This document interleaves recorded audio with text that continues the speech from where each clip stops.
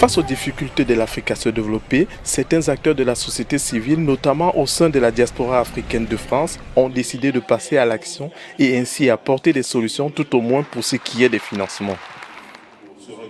C'est le cas de cet homme. C'est le chirurgien dentiste Eli Kamge. Et il y a quelque temps, à travers le club Efficience, association dont il est à la tête, il a décidé de mettre sur pied une sorte de fonds d'investissement pour les petites et moyennes entreprises africaines. Nous avons tenté de savoir à quoi renvoie ce projet qui aujourd'hui semble être apprécié par l'élite africaine de France. L'en atteste ce gala organisé tout récemment à Paris par le club Efficience à l'hôtel Intercontinental.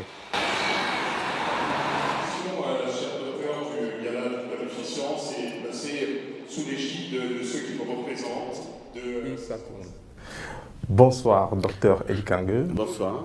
Dites-nous, tout récemment, vous avez organisé un gala de sensibilisation sur un certain fonds d'investissement des PME en Afrique. Tout à fait. De quoi s'agit-il?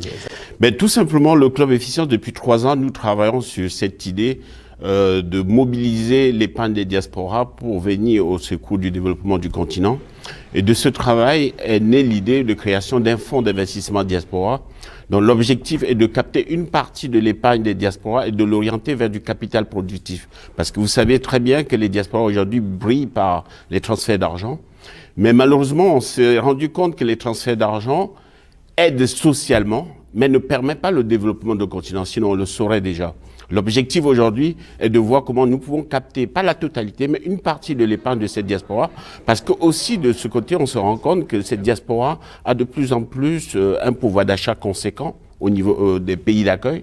Et cette diaspora épargne, soit sur des livrets d'épargne, soit sur des projets immobiliers ou d'autres projets. Et l'idée, c'est de voir comment nous pouvons capter une partie de cette épargne et de l'orienter vers du capital productif. Et comme vous l'avez si bien dit, l'orienter vers les PME, parce que nous savons que l'objectif, notre ambition, c'est de concourir à la création de la classe moyenne qui a un pouvoir d'achat qui va permettre le décollage économique et le maintenir et le soutenir par l'effort de cette épargne de la diaspora. Oui, depuis un certain temps, quand même, vous multipliez les initiatives quant à avoir le maximum d'adhérents à ce projet. Sentez-vous que les gens soient réceptifs Comme vous l'avez vu lors de cet événement, le gala 500 convives, c'était plein à craquer. Et on a eu l'avantage cette année, puisqu'on avait mis l'Afrique à l'honneur. On a eu l'honneur d'avoir la présence des 16 ambassadeurs, les ambassadeurs africains qui sont en poste à Paris. Ça montre aussi cet engouement au niveau des ambassadeurs, bien sûr, et aussi de cette diaspora, puisqu'on avait des délégations de UK, de Belgique, d'Allemagne, de Portugal, d'Espagne, d'Italie, de Suisse qui sont venus, qui voulaient être présents pour être vraiment en communion avec nous pour cet événement, qui est un événement phare du Club Efficience qui se fait chaque fin d'année, et dont l'objectif cette année, c'était encore une fois de plus de mobiliser toute cette masse, cette force de la diaspora, pour voir comment on peut créer une dynamique collective autour de ce fonds d'investissement. Oui, avec tout ce qu'il y a comme structure de microfinance aujourd'hui sur le continent, tout à fait, sans compter des banques et même des organismes étatiques chargés de financer les PME. Dis-nous, est-ce qu'aujourd'hui le problème de l'Afrique se trouve au niveau des financements? Bien sûr que le problème de l'Afrique se trouve au niveau du financement, parce qu'on se rend compte que le gros problème qu'on a sur le continent, les fonds d'investissement et les bailleurs, et les banques, comme vous le citez très bien, vont en Afrique investir plutôt sur des projets structurants. Les grands projets, les ponts, les routes, les hôpitaux, les écoles, les centrales et bien d'autres, parce que c'est là où il y a beaucoup plus de rentabilité et il y a moins de risques.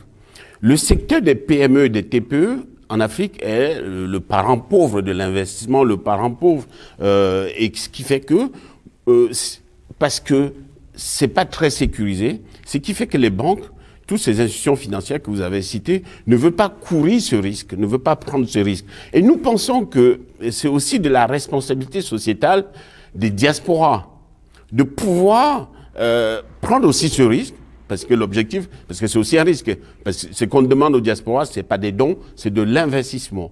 C'est aussi prendre ce risque de dire, ben voilà, nous croyons au développement du continent, et ce qui fait que nous pouvons mettre une toute petite partie de notre épargne, parce que, comme je l'ai bien expliqué, le modèle économique de ce fonds est assez simple. Nous pensons aujourd'hui à peu près 10% de la population française sont d'origine africaine. Notre objectif, c'est de convaincre 2% de ces 10%. Ça fait à peu près 100 000 personnes qu'il faudrait convaincre. Et sur le modèle économique du fonds, c'est si chacun met 50 € d'économie par mois sur 10 mois, ça fait 500 € par an par personne.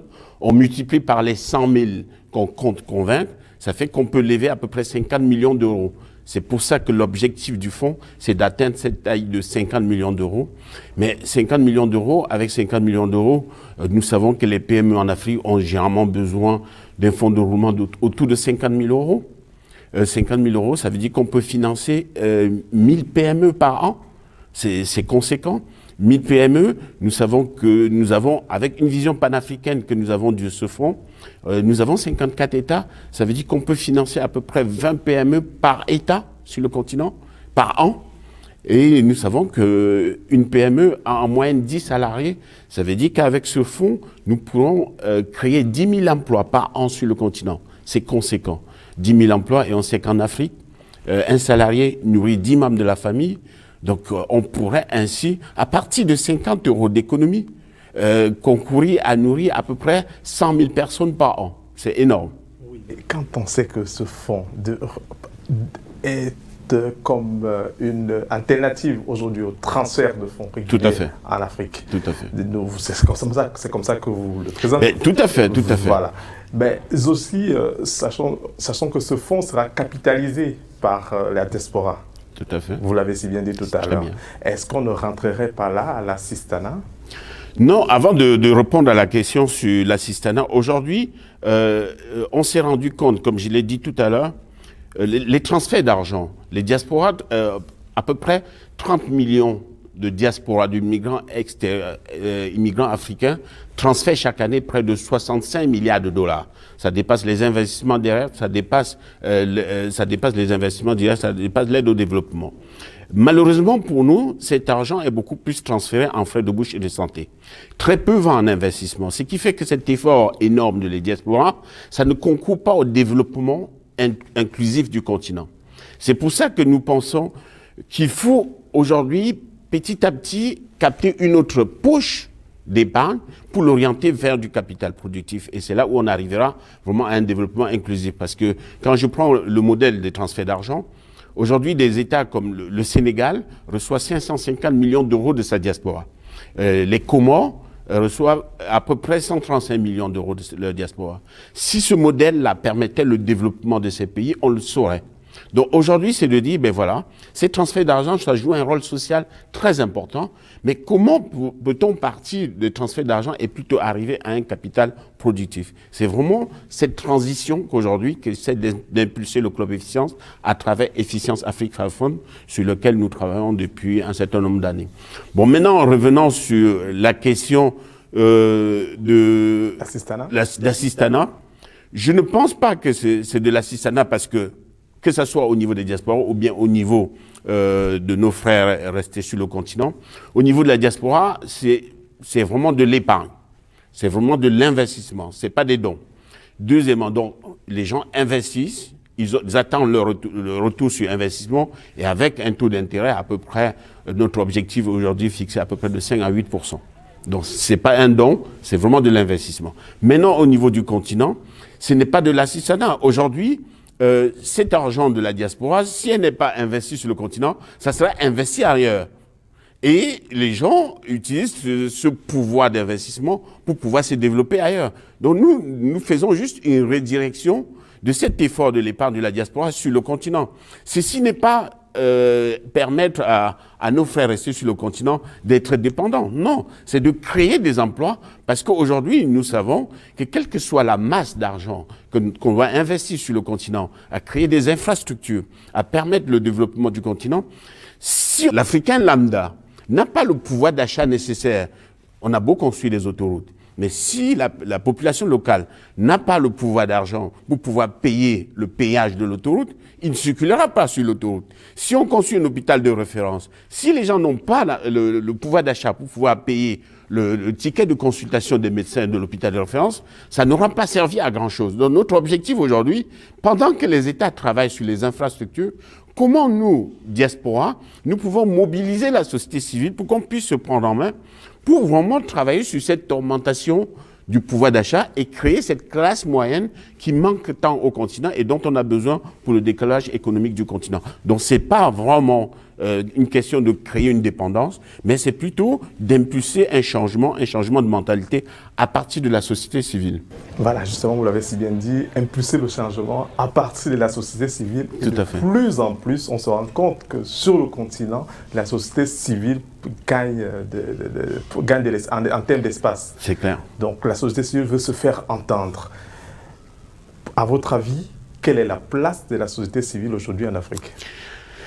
Et oui, c'est un gros sujet parce que nous, au Club Efficient, nous sommes persuadés qu'aujourd'hui, contrairement aux États occidentaux, nous pensons que le modèle de développement économique sur le continent passera par la société civile. Partout ailleurs dans le monde, le développement passe d'une façon hiérarchique de l'État, au sommet de la pyramide, il y a l'État, et ensuite il y a les entreprises privées, et au bas de l'échelle, il y a la société civile. Ce modèle-là existe partout, mais en Afrique, ça ne se passera pas comme ça. Nous pensons que notre modèle de développement va s'édifier autour de la société civile, et c'est la société civile qui va impulser le changement qui remontera et qui va structurer nos États. Je prends pour exemple la téléphonie mobile. La téléphonie, s'il fallait attendre que nos États puissent créer les lignes filaires, comme il y a 15-20 ans, on sera encore aujourd'hui à attendre. La téléphonie mobile est arrivée, et la population, la société civile s'est appropriée la téléphonie mobile. Ça a obligé nos États à structurer les licences 3G. Beaucoup n'y avaient même pas pensé. Et certains ont même bradé leur licence 3G, hein, pour vous dire comment ils n'ont même pas percuté l'importance que pouvait avoir ces licences 3G. Et ensuite, aujourd'hui, on le voit avec les applications WhatsApp. Tout le monde sur le continent aujourd'hui utilise cette application. Ce qui fait que les réseaux de communication sont saturés parce que la population africaine s'est vraiment appropriée la téléphonie mobile. Et les États n'étaient pas prêts, on n'avait pas suffisamment redimensionné les réseaux. Et aujourd'hui, cette appropriation oblige nos États à surdimensionner et à travailler pour augmenter les réseaux, pour absorber tout ce flot de communication qui passe sur WhatsApp et plein d'autres applications. Donc voilà, aujourd'hui, nous pensons que ce modèle-là est un exemple important qui montre comment la société civile africaine peut être à la base de la structuration du développement du continent. C'est ainsi que nous pensons que par le biais de la diaspora, cette diaspora qui fait partie de la société civile, son rôle essentiel, ce serait aussi de sensibiliser, de mobiliser cette société civile à se prendre en main, pas forcément attendre de nos États, se prendre en main et participer au changement de demain. Après ces étoiles, admirer. Merci, docteur Eli Kangue. Merci à vous. Vous avez compris, chers téléspectateurs, le docteur Eli Kangue vient de nous donner des clés pour une meilleure compréhension de l'action de la société civile en Afrique.